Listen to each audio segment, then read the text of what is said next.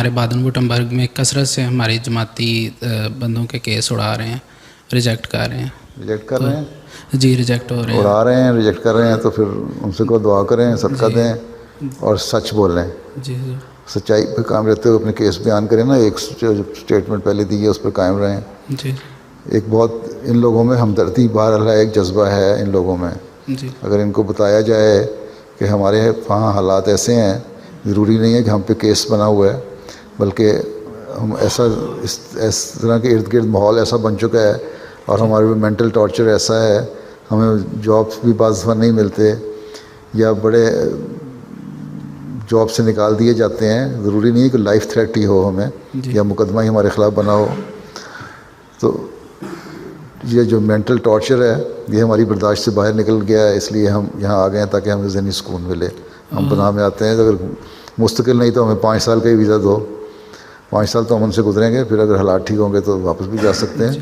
اگر ان کو یہ یقین دلا دیا جائے کہ آپ کے کیسز سچائی پہ مبنی ہیں، تو میں نے دیکھا ہے عموماً 80% کیس پاس ہو جاتے ہیں. جی سر، وہ ریجیکشن یہی لگا رہے ہیں کہ احمدیوں کو کوئی پرابلم نہیں ہے پاکستان میں. وہ تو پھر پرابلم ثبوت دینا چاہیے نا. جماعت بھی کوشش کرتی ہے، ان کو ثبوت دیتی ہے، بتاتی ہے کیا کچھ ہے، اور امبیسیز کے ذریعے سے بھی کیا جا رہا ہے، سیاستدانوں کو بتایا جاتا ہے. میں بھی بتاتا رہتا ہوں. دنیا کو ہر جگہ پتہ ہے، ہیومن رائٹس والوں کو سب کچھ پتہ ہے. جنیوا میں کوئی کانفرنس ہوتی ہے وہاں بھی جماعت کے نظریات پیش کیے جاتے ہیں، یہاں بھی پیش کیے جاتے ہیں.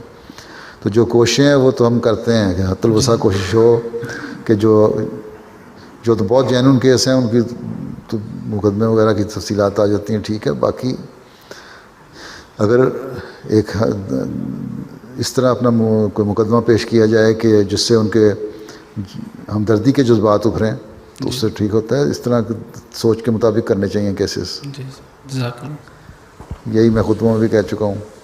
اگر تو کوئی معاہدہ کر کے آئے تھے جرمن گورنمنٹ سے تو پھر تو امید ہونی چاہیے. اگر اس لیے آئے تھے کہ ہم وہاں مشکلات میں ہیں اور اس سے آسانی چھٹکارا پانا ہے اور جا کے قسمت آزمائی کر لیتے ہیں اور پھر اس کے بعد دعا اور صدقات پہ بھی زور دیا تو ہو جاتا ہے. ایک ایسے کیسز ہیں میں نے دیکھے ہیں جنہوں نے آتے ہی قرآن کریم پکڑا اور مسلح پکڑا اور اس پہ بیٹھ گئے اور دعائیں اور نفل صدقے کرتے رہے.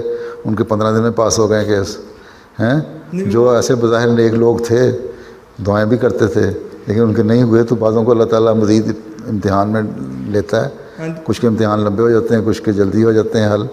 لیکن دعاؤں کی طرف توجہ ہو تو پھر ٹھیک ہے، یہ بھی ہونی چاہیے. پھر اللہ کی رضا پہ راضی ہونا چاہیے.